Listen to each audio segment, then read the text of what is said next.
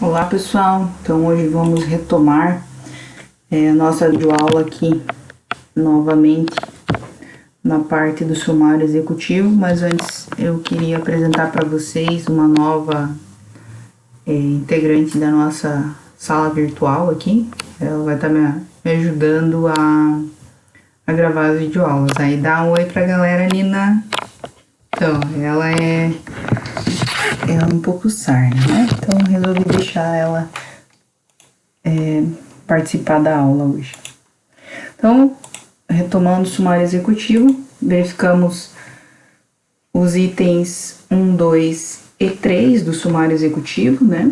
E hoje retomaremos do item 4. Então, o item 4 diz respeito à missão da empresa. Mas o que é a missão da empresa? A missão da empresa é a razão dela existir, né? Então, é o papel que ela desempenha na sociedade como um todo. Então, para definir a missão, né, eu preciso saber por que eu existo, né, primeiramente.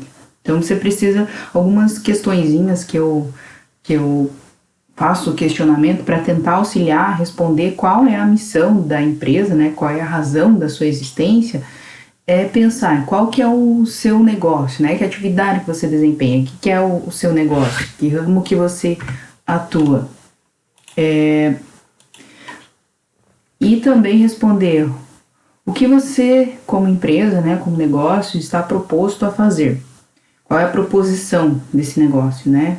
O que você vai propor para fazer para os seus clientes. Você deve ter um compromisso, você faz as atividades com o compromisso para o seu consumidor. Qual é esse compromisso, né? Então, por que ela existe, né? Por que essa organização existe? Esse negócio existe para atender alguém, né? Para fazer alguma proposição para o seu cliente. Então, é uma proposição, a razão de existência como um todo, né? Em relação a tanto à empresa quanto aos empregados, fornecedores, sócios, a comunidade em geral, ou seja, a sociedade como um todo. Essa é a razão de existência da sua empresa. Alguns exemplos que eu relaciono aqui a respeito de hospital. Eu fiz um exemplo aqui relacionado ao hospital. Então, um exemplo de missão de um hospital seria promover a qualidade de vida e satisfação das pessoas, praticando a melhor medicina por meio de uma organização hospitalar autossustentável. Então, aqui eu pretendi responder algumas dessas perguntas. Qual é o meu negócio? É um hospital. E o que eu estou disposto a fazer? Promover a qualidade de vida e satisfação das pessoas, com o compromisso de praticar a melhor medicina. E essa é a razão da minha existência, né? Promover essa qualidade de vida. E de forma global, para a sociedade como um todo. Outro exemplo é em relação à empresa de alimentos. Então, servir alimentos saborosos com rapidez e simpatia, um ambiente limpo e agradável. Então, isso tudo depende muito do negócio da empresa de vocês, de qual oportunidade vocês identificaram. Um exemplo aqui de razão de ser, ou enfim, da missão de uma organização, eu explicito aqui a missão da Natura. Então, eu retirei lá do relatório anual da Natura. E a razão de ser dela, então, é criar e comercializar produtos e serviços que promovam o bem-estar. E aí ela já relaciona o que é bem-estar para ela, né? Relação harmoniosa e agradável do indivíduo consigo mesmo e com o seu corpo. Estar bem. E aí ela diz o que é estar bem, né? Relação empática, bem-sucedida, prazerosa do indivíduo com o outro, com a natureza, de qual ela faz parte como um todo. Então, aqui é um exemplo da Natura. Claro, a gente pode estar verificando, vocês podem estar verificando vários outros que sejam também relacionados ou parecidos com o ramo de atividade e atividade que vocês estarão desenvolvendo, para ter uma base de como será a missão da empresa de vocês. Continuando no sumário executivo, o item 5, né, quais são os setores e atividades que a organização, o negócio que vocês identificaram pode atuar. Então, isso vai depender muito de como vocês vão querer fazer a atuação de vocês. Pode ser um comércio, né? Então, o que é o comércio? Basicamente, o comércio é a venda direta de mercadorias, né? O comércio varejista, o comércio atacadista. Então, tudo que vende algum produto, alguma coisa mais física, palpável, mais comercial, né? Do ramo no setor de comércio. Está ligado ao setor de comércio.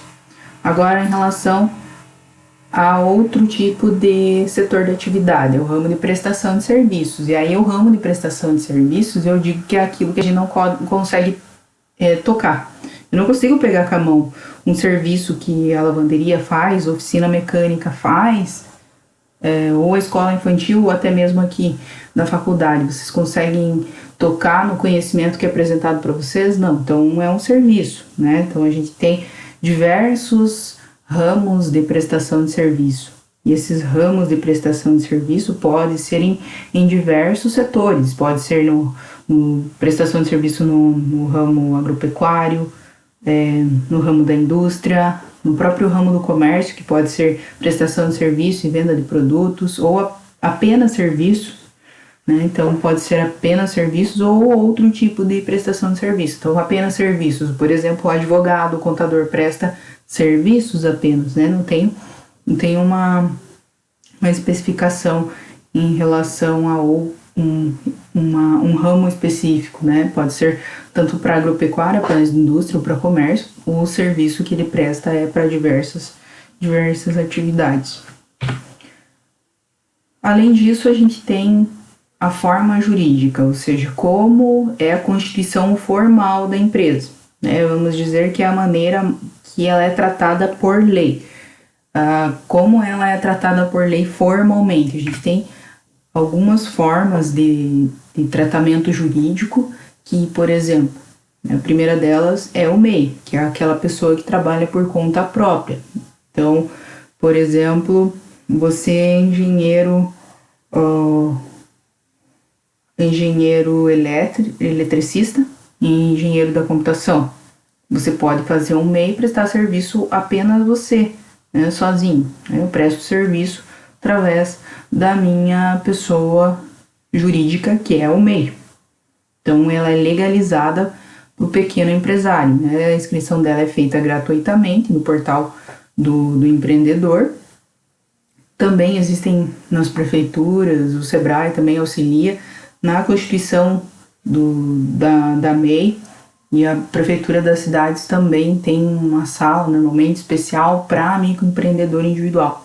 Então, esse microempreendedor individual, ele pode faturar durante o ano inteiro até R$81 mil. E esse MEI, né, essa pessoa, vocês, por exemplo, se forem um MEI, não pode ter vínculo com outra empresa como sócio ou titular. Além disso, vocês, como MEI, podem contratar até um empregado. Então, é permitido microempreendedor e mais um empregado. Então, o MEI ele é enquadrado no Simples Nacional, que é uma forma de tributação, e ele fica isento de outros tributos federais, que é uma composição um pouco maior, mais enriquecida de tributos, né? Que a gente contempla alguns itens aí, que é imposto de renda, PIS, COFINS, IPI, contribuição social. Então, o Simples Nacional é um documento único, integra tanto os tributos que esse MEI vai recolher para agregar na sua aposentadoria. Então, lá vão estar vinculados o valor embutido, né, o valor da contribuição do INSS, e então já vai estar contribuindo para a sua aposentadoria, então já tem uma contribuição do INSS. Também vai estar embutido lá referente também às suas vendas, à sua prestação de serviço. Então, é um boleto único. As despesas mensais, normalmente. Então, as despesas com pagamento mensal, né, correspondem mais ou menos entre 47 a 53 reais. Isso vai depender de qual é o ramo de atividade que vocês estarão executando como MEI. O cálculo da contribuição da Seguridade Social, como eu falei, que é para o INSS, para a aposentadoria, então o cálculo corresponde a 5% do salário mínimo, mais R$ 1 de imposto sobre a circulação de mercadorias, que é o ICMS, ou ISS, dependendo, né, se você vende ou se você faz prestação de serviço. Então, essa é mais ou menos a tributação correspondente aí para estar vinculando ao imposto do MEI. Então, o pagamento é feito ou em débito automático, pagamento online, ou vai emitir o documento, que é o DAS, que a gente chama, e ele é emitido através do portal do empreendedor, que é o mesmo portal que você cadastra. Lá dentro você vai fazer e desempenhar todas as ações referente ao MEI. Além disso, a gente tem outra forma jurídica, que é o empresário individual. O empresário individual é diferente do MEI, né? Essa pessoa, ela pode ser que ela não conseguiu se enquadrar como MEI, porque ela tem uma tributação maior de 81 mil, ou também ela não se enquadra nas atividades referente ao enquadramento do MEI. Então, essa pessoa vai ter que abrir uma empresa que se corresponde a empresário individual, ou seja, continua sendo uma pessoa, né? Ela exerce atividade econômica sozinha, claro que ela pode fazer a contratação de quantas pessoas ela quiser, mas ela é a única sócia, ela é a única responsável economicamente pela organização, ela que responde pelo patrimônio, pelas obrigações da empresa como um todo. A gente ainda tem a forma jurídica que é EIRELI, que é a Empresa Individual de Responsabilidade Limitada. Essa empresa individual de responsabilidade limitada, ela faz uma diferença em relação à anterior, que é o empresário individual. Ela faz uma diferença para a constituição e forma jurídica à medida que ela é constituída também por uma única pessoa. Mas o titular tem a totalidade do capital social, ou seja, é o valor que ele integralizou lá na empresa. Então, esse valor que ele integralizou lá na empresa é o que vai corresponder para que ele pague todas as suas dívidas. É apenas com esse patrimônio que você vai pagar as dívidas, caso aconteça algum problema. Então, os bens pessoais desse titular não são misturados com os bens da empresa. À medida que aqui no empresário individual a gente tem uma atribuição maior. Todos os bens dessa pessoa, se eu precisar, ela está integralizado aqui. Se eu precisar um pagamento, alguma coisa assim, toda a vida particular, enfim, todos os bens que ela possui vão estar sendo contraídos para pagamento das dívidas, caso seja essa a ocorrência. Nesse caso aqui, existe apenas uma restrição apenas no patrimônio que ela integralizou para constituir essa empresa. Então, por isso, essa é a forma diferenciada, é limitada ao patrimônio que ela incluiu nessa empresa. A gente também tem a sociedade limitada, que a sociedade limitada é quando eu gostaria de fazer a composição na minha empresa por diversos sócios. Pode ser pessoa jurídica, pode ser pessoa física. Então, a gente tem um investidor lá, e então vamos ser sócios. Eu e mais uma pessoa jurídica, eu e mais todos os meus colegas que vão fazer o trabalho junto, todos no máximo 3, vão ser os meus sócios. Então, aqui a gente já tem uma limitação aí em relação aos sócios, que é no máximo 3. Então, a responsabilidade de cada sócio é limitada ao valor de suas cotas. Ou seja, o que são as cotas? É o valor que você integralizou. Eu, dei 50% do valor que a gente precisa tá comprando todos os equipamentos, enfim, integralizando um valor para a nossa empresa conseguir fazer a abertura dela ou fazer o primeiro giro. Então, eu tenho 50%, enquanto os outros têm 10, 20, 30, enfim. Então, a responsabilidade de cada sócio é limitada a esse valor das suas cotas. Então, se é 100 mil reais e eu coloquei 50%, então 50 mil reais é o limite, né, de valor que eu tenho em relação a responsabilidades relacionadas à empresa. Ou, né, então, a quantidade de bens, enfim, o que eu tiver que fazer pagamento. A gente também tem a outra forma jurídica, que é a sociedade anônima, né, que é a SA. Então, normalmente as SAs, elas são constituídas de forma anônima, né, como já disse. Seu capital, então, ele é dividido entre ações. Normalmente, essa responsabilidade dos sócios acionistas, ela está limitada ao preço da emissão das ações. Então, essas ações são adquiridas, né, e essas ações normalmente elas têm que estar vinculadas à Comissão de Valores Mobiliários. Então, a empresa SA tem que estar de alguma forma registrada lá na comissão. Essas sociedades anônimas, elas podem ser de capital aberto ou de capital fechado. Então, a gente tem essa diferenciação.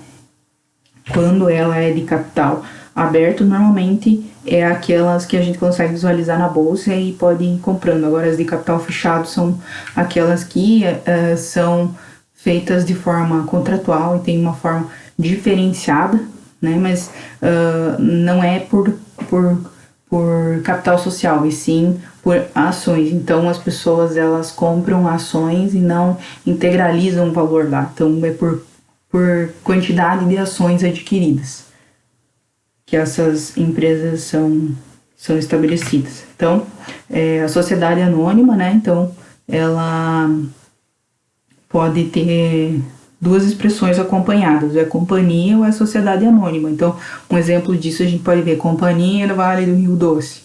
Então, tem uma outra empresa que é uma empresa que eu trabalhei, que é um exemplo de sociedade, né? SA. Então, é Comércio de Combustíveis Pastorello SA. Então, é importante, né, esse tipo de sociedade verificar essa diferença. Então, Vale do Rio Doce, por exemplo, é uma de capital aberto, né? Então, você consegue comprar e vender ações na bolsa. Comércio de Combustíveis Pastorello é dividido entre alguns acionistas, mas ela é de forma de capital fechado.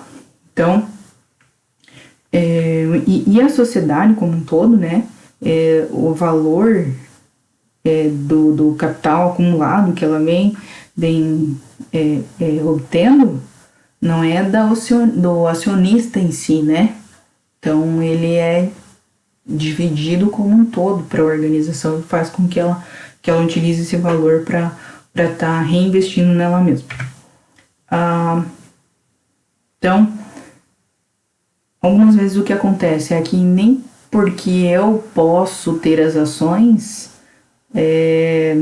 a posse dessas ações não me fazem valer da participação de um acionista, ou seja, essas ações elas são emitidas lá pela Comissão de Valores Mobiliários, mas eu não tenho como dizer assim, olha, vamos fechar esse negócio, não. Normalmente a empresa é que vai estar tendo as decisões. Eu não tenho uma participação efetivamente em decisões que a empresa toma, mas eu compro cotas dessas empresas apenas. Então, tem que ter autorização da Comissão dos Valores Mobiliários e tem que ter essas emissões aí.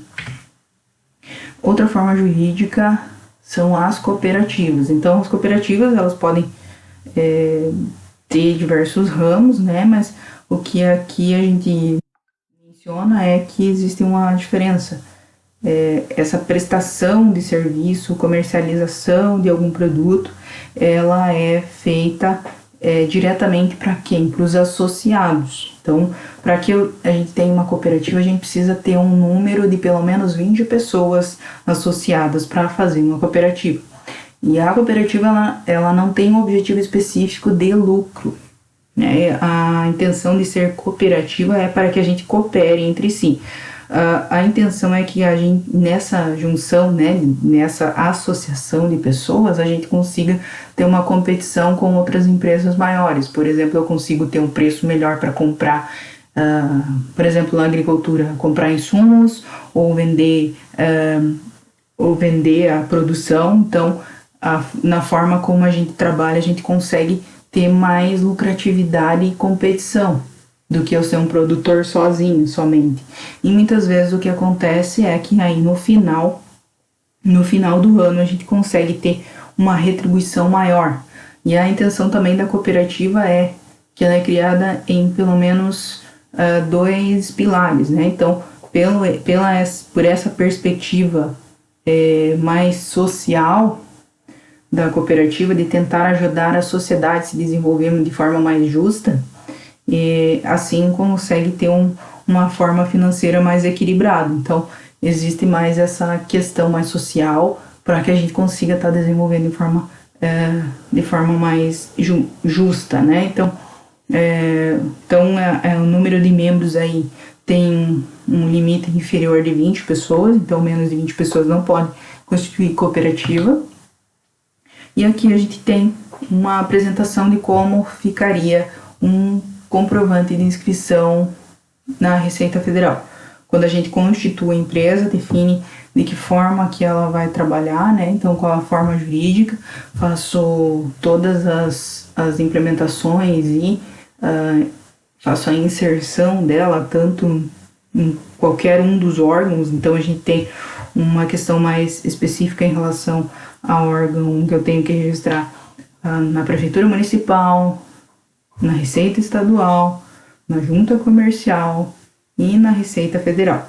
Quando eu finalizo todos esses procedimentos, normalmente eu já consigo ter esse cadastro, que é o nosso, como se fosse o nosso CPF, mas é um CPF da empresa. Então, os números são como se fossem os nossos CPFs. Então, esses números aqui, são como se fosse o nosso CPF. Né? Então, esse número vai ser usado para fazer compras e quaisquer atividades, e esse comprovante, ele é pedido em qualquer atividade que você for desenvolver, porque aqui está como se fosse um resumo de tudo que você precisa ou que você tem na sua empresa. Então, aqui vai dizer qual que é a natureza jurídica, como a gente mencionou, que aqui no caso sociedade limitada, vai estar dizendo os endereços, dados aqui da empresa. Aqui a gente tem a situação cadastral, quando que ela foi constituída. Então isso aqui aparece também, né, a data que abriu a empresa. No caso aqui a gente já está falando da Uber do Brasil, tecnologia limitada, ou seja, ela é uma sociedade limitada, né? Então aqui já diz, ó, sociedade limitada, então a gente já pode caracterizar que tem, e eu não consigo identificar quantos sócios são, mas sei que tem alguns sócios. Aqui, se ela tivesse a pretensão ou gostasse de escrever aqui, ela poderia incluir aqui nome fantasia, né? Poderia estar descrevendo aqui como sendo Uber. E aí a gente tem a nossa descrição da atividade. Então aqui a gente pode ter diversas atividades. Então aqui a gente tem a atividade principal e atividades secundárias. Muitas vezes o que acontece? Eu tenho comércio e tenho serviço, mas eu vendo mais ou eu presto mais serviço. Então eu tenho que colocar que eu desenvolvo, por exemplo, aqui no caso é serviço. Então eu faço licenciamento, né, de programas de computador customizáveis. Desenvolvo, né, e licencio, enfim. Eu também faço outras atividades de suporte técnico, de consultoria, né, de atividades mais específicas aqui. Então, eu posso estar, por exemplo, colocando o que é comércio e o que é prestação de serviço relacionado aqui, ou se eu faço mais de uma das atividades aqui. Claro que eu desenvolvendo atividades econômicas diferenciadas, às vezes eu tenho tributação diferenciada para cada uma dessas atividades, mas isso é com o contador, não com vocês, né? Então aqui quem tem que se virar aqui depois, se você colocou que você faz diversas atividades, o contador que tem que correr atrás aí, verificar como que eu vou estar fazendo esse enquadramento. E recolhendo tributos, né? Então,